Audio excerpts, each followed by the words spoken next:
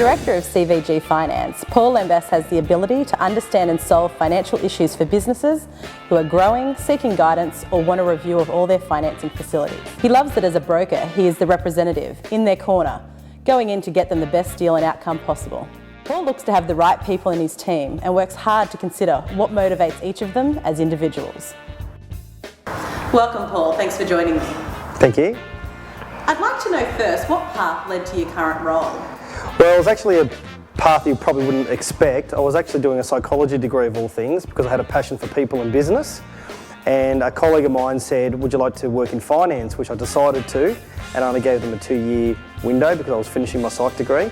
Anyway, cut a long story short, loved what I was doing because I was dealing with business people, and hence started my own finance brokering company, and haven't turned back, and the psych degree is still sitting there, but I deal with people in business now and absolutely love it.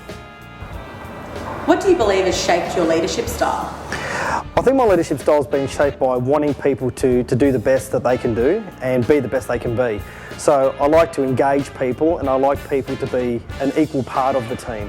So my leadership style is probably trying to be one of the team, not being ahead or above them, screaming down orders or saying this is what I want, but engaging a team so we work successfully all together. What is one action or task you ensure you incorporate into your diary each week? One thing that I try never to move is my staff meeting, because we do that every Tuesday morning and we find that gets everybody together on the same page. It's a great time for me to connect with the staff, and then that really sets up for the week ahead. So I try not to move that sales meeting. Once we lock that in, we know that the week generally goes really, really well. What are your main tips to be an effective leader? Okay, I think to be a great leader, firstly, you've got to hire the right people. You've got to have the right people on your bus, in your team. I've learned that hiring great people makes such a difference to how you can lead and how people want to be led. So it changes the dynamic when you've got fantastic staff. So I think that's the number one.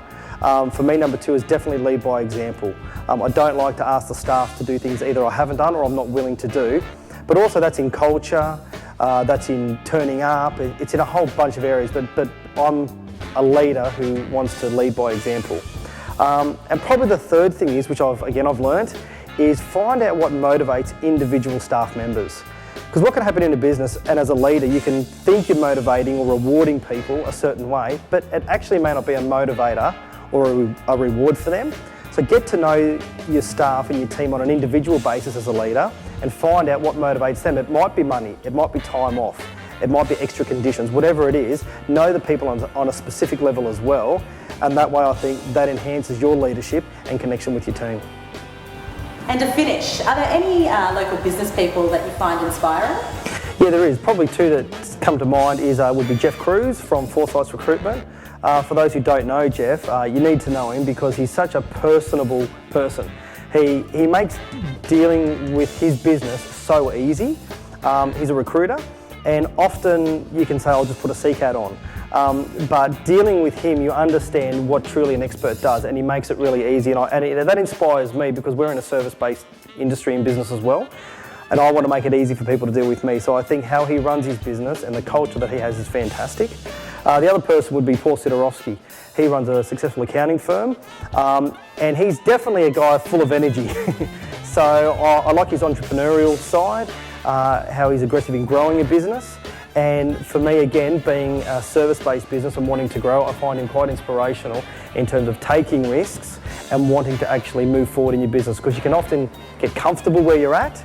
And some of it's good to have people around you that are 2, 3, 4 levels in front of you, urging you on, encouraging you to say, take a few risks and have a go. So those two guys are definitely inspirational business people in the hunter for me. Fantastic. Thanks so much for your time today, Paul. No worries.